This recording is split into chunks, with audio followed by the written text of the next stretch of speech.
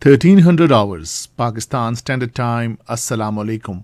This is Radio Pakistan. The news read by Hassan Gilani.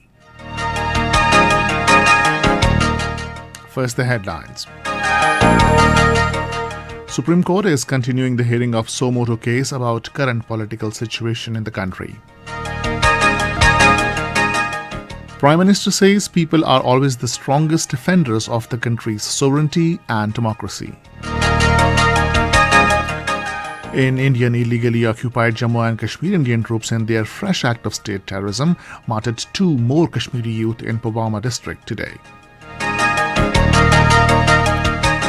Sri Lankan president has revoked state of emergency in the country. And now the news in detail. A 5-member larger bench of the Supreme Court, headed by Chief Justice of Pakistan, Justice Umar Ata Bandial, is continuing hearing of suo motu case regarding current political situation in the country. PTI counsel Babar Awan is submitting the arguments. Prime Minister Imran Khan has said that the people are always the strongest defenders of the country's sovereignty and democracy. In a tweet today, he urged the people to come out of his critical juncture and play their role.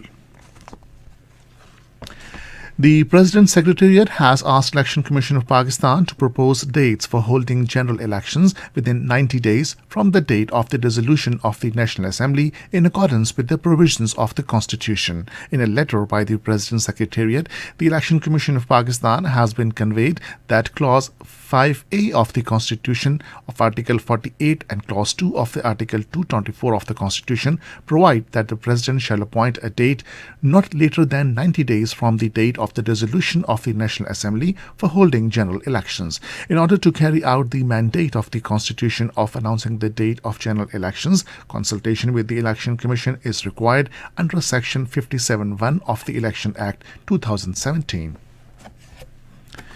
Secretary General Pakistan TehreekInsaf Asad Umar has said that given the current political situation, it was the most sagacious decision by the Prime Minister Imran Khan to announce the new elections. Talking to media persons in Islamabad today, he said, "It is the people who have to decide as to whose party's narrative is right." Asad Umar asked other political parties to compete with PTI in the elections. President says India's violation of UN Security Council's resolution on Kashmir pose a threat to regional and international peace and urged the world community to call out its willful defiance of international legality. Pakistan's permanent representative to the United Nations, Munir Akram, in an address to the UN Disarmament Commission, drew attention to India's accidental launching of a supersonic missile into Pakistan, saying it reveals serious gaps in its ability to manage their strategic assets.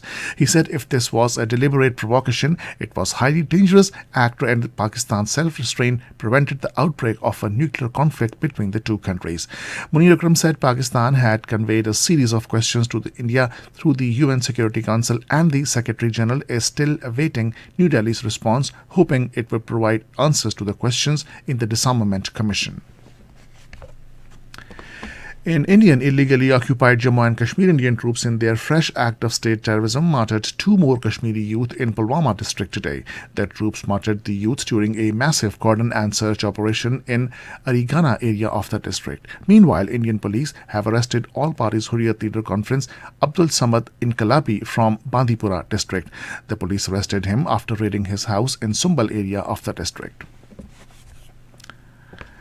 Sri Lankan President Gotabaya Rajapakse has revoked a state of emergency after dozens of members of his parliament left the ruling coalition, which has been struggling to quell protests over worst economic crisis. Earlier, President Rajapakse dissolved his cabinet on Monday and sought to form a unity government as public unrest surged over the government's handling of the economy.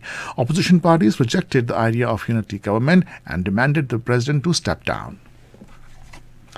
The United States, Britain and Australia have announced to begin collaborating on hypersonic missile strike and defense capacity. In a joint statement, the US President Joe Biden, British Prime Minister Boris Johnson, and Australian Prime Minister Scott Morrison pledged new trilateral cooperation on hypersonics and counter-hypersonics and electronic warfare capabilities. The hypersonic missiles can travel more than 5 times the speed of sound and may carry conventional or nuclear warheads. And this is the end of the news. For more news and analysis, log on to our website radio.gov.pk and also watch live video streaming of our bulletins on the link facebook.com/Radio Pakistan.